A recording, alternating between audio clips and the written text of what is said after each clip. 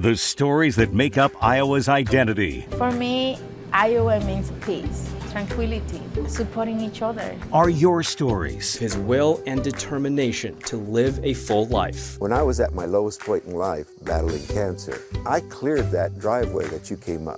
And Local 5 is there to celebrate them with you. This is our family heritage. I look at that as kind of a unique legacy that we'll all leave. Watch more of your stories on Local 5 News. Coming here and seeing all these people, it means a lot because I feel very supported as a Latino woman. For the second year in a row, Des Moines University's Young Latino Physicians and Doctors for Mercy 1 came together to connect and acknowledge the field of medicine. We need more people, we need more Latinos in the physician workforce, we need more Latinos in medicine in general. The Des Moines Metro's Latino doctors taking a chance to meet these young medical students and educate them on the underrepresentation of Latinos in the physician field.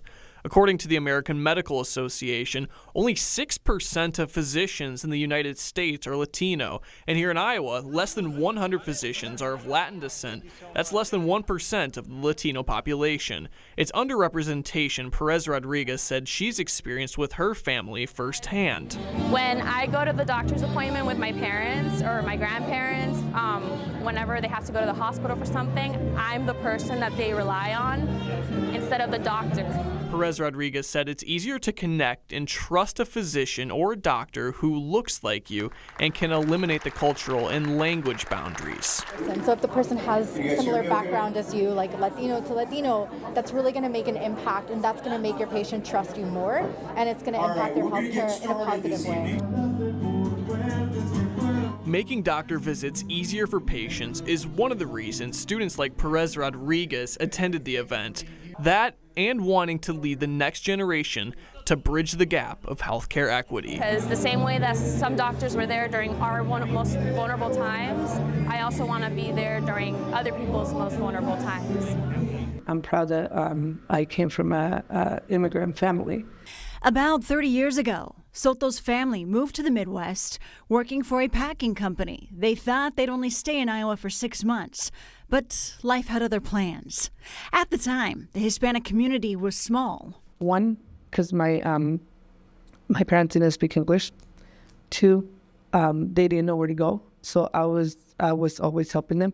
Soto had her first baby at 17 years old. At 19, she started studying insurance to provide insurance to Spanish-speaking Iowans. At first, it was hard to get investors. They didn't want to give me a contract. One, because I was Latina. Two, they didn't believe in, they didn't think that there was enough Hispanic community in Des Moines. She didn't give up. I want to focus on my Latino community to be able to help them. The company never got back to her. Others did, though. And now, 10 years later, she's a top producer for over 6 years in the state, working with several companies across policies. The other company eventually came back to her. It means a lot because I proved them wrong. Soto believes the lack of Spanish speakers in insurance creates problems for Iowans who don't know how to navigate policies. They're trying to be as educated and follow the rules as much as they can. Some of our community people cannot have a driver's license yet because of many reasons, but if they can get insurance to try to comply with the state, they're doing it. Soto's agency is the first Latino-run agency in the area.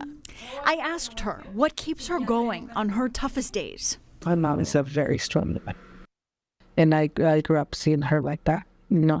There was never room for her to give up. Her mom supporting a family with several jobs. I need to make her proud.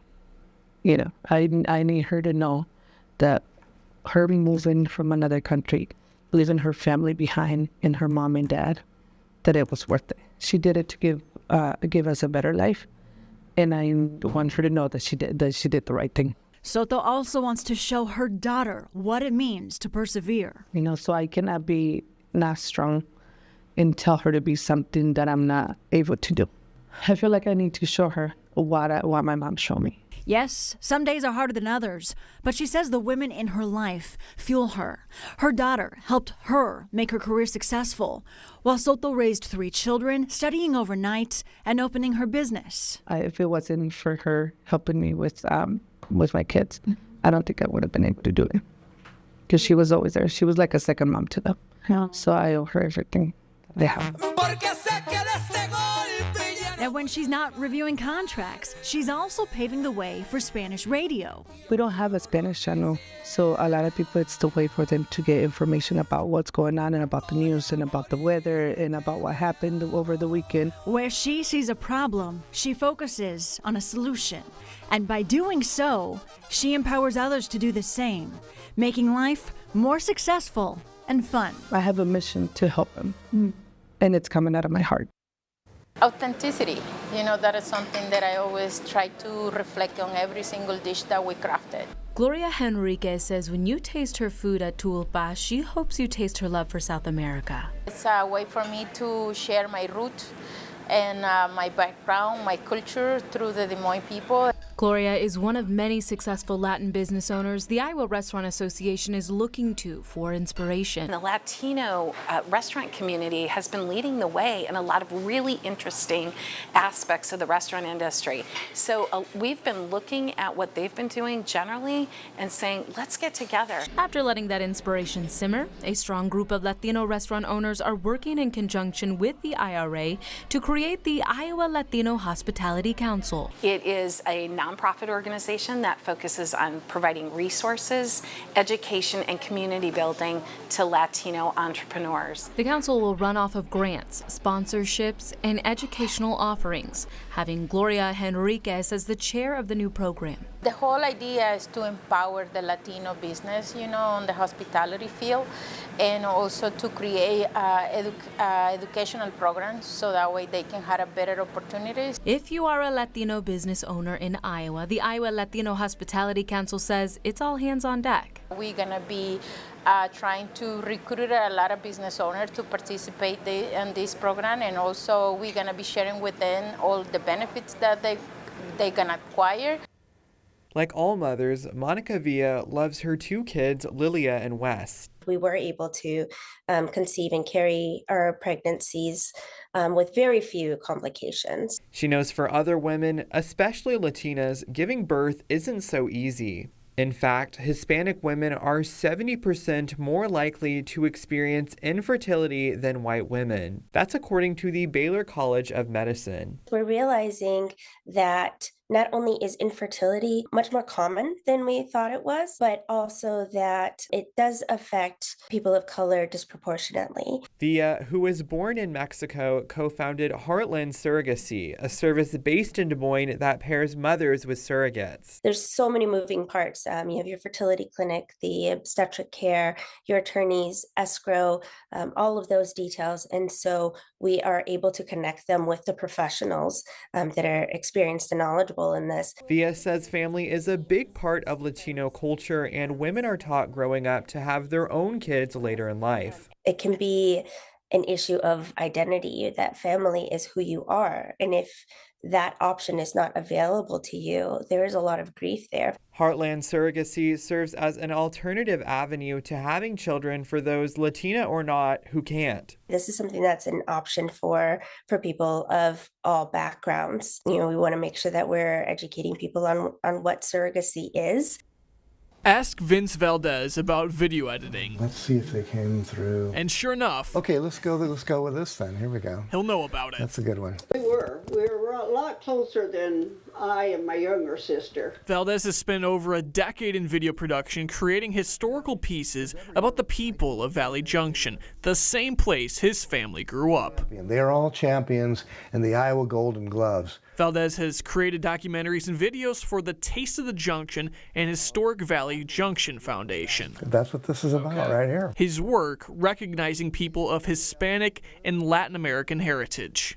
I do these stories so that nobody forgets.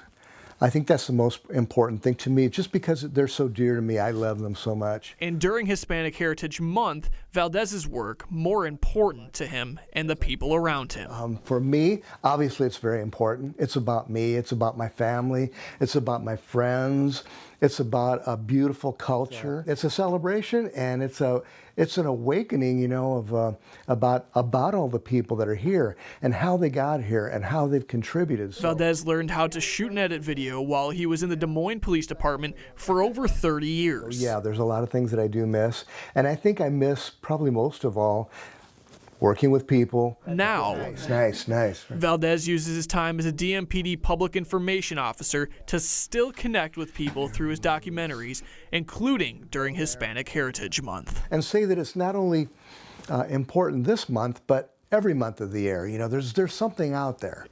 Hispanic Americans are 1.5 times more likely to be diagnosed with dementia compared to white Americans, according to the Alzheimer's Association, a disparity gap the Polk County Health Department is looking to address with a new Latino brain health pilot program. We've been there to share information about early detection of Alzheimer's and dementia and signs to look out for, and just generally being sure that we give this information to the Latino community, because we know that they're at a higher risk of developing Alzheimer's and dementia. Anna Coppola has had a large hand in the pilot program. She says it is more likely for Latino adults' cognitive symptoms to go undetected for longer than other communities, citing a list of barriers that may prevent Latinos from being examined for these diseases. Lack of information or education about the topic, language barrier, a healthcare provider, just to name a few. The Polk County Health Department is working with community workers to help meet the community in places they're more familiar and comfortable with. I've been one of them too. That I don't know this stuff. I don't know the information. I don't know there's something that I can do. Norina Moreno is a community health worker who is helping facilitate Alzheimer's and dementia, educational sessions, and free early detection screenings. Her team has educated more than 60 community members and provided a dozen early detection screenings. We've been having good amount of people that come in, but I think we still have a lot more to reach. We still have a lot more to do. The Pina Ranch in Pleasant Hill has sound aplenty.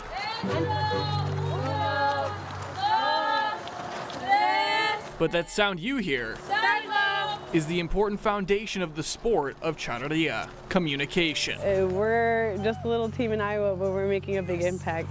An impact the Escaramuzza Charra Quetzali team has made in the all-female equestrian rodeo-like sport, garnering qualification last fall to compete in Mexico. You feel like home there. Like, they're not our competition, but rather our teammates. I always wanted to do it, but I never thought it was like reachable. Now competing against the best teams across the world, National Geographic also noticed the waves these ladies are making in the sport. You start realizing like you're making a really big impact, because it's not just like one thing, it's one and then another, and then you get recognized for another thing. To be on National Geographic is a dream, because for us to be from Iowa, one of the 4 Escaramuzza teams in the state, and to be featured in National Geographic in our second year is amazing. Just 2 years this team has been working together, if you weren't already convinced of their talents.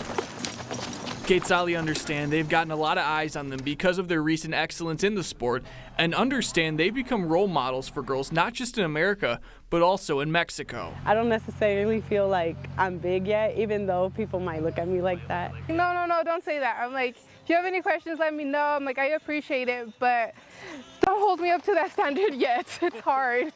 This year's festival is one of those ones that if I could cry, I would cry. Cesar Mariente says participation from Latino artists has grown for this year's Des Moines Hispanic Heritage Art Festival.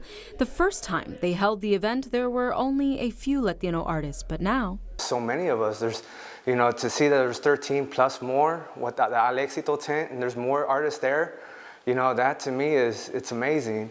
Cecil will show a range of his paintings, but you can expect a wide variety of art, like Juan Laredo, who uses movement as a way of enriching Latin culture here in Iowa. Capoeira is an Afro-Brazilian art form, so it combines music, martial arts, a little bit of acrobatics, but most of all, it combines a lot of different cultures and arts together. Artist Manuel de la Fuente hopes you come admire all the talent, and he has a special way of making sure you learn more about his culture through his art. The storytelling, you can see it on the physical product, so that's stating on the back of the packaging, hey, I did this because of this, and I really want people to take something from it. For lowrider artists like Andreas Lizerde, it's about ensuring people know they are champions for the community. We want to be a positive thing and have a positive change in our communities. And for Paula and Randy Garza, it's about planting roots in Iowa and embracing the growth and visibility of Latin art. Living in the Midwest, where we are a little bit of the minority, it's nice to be able to have representation in homes and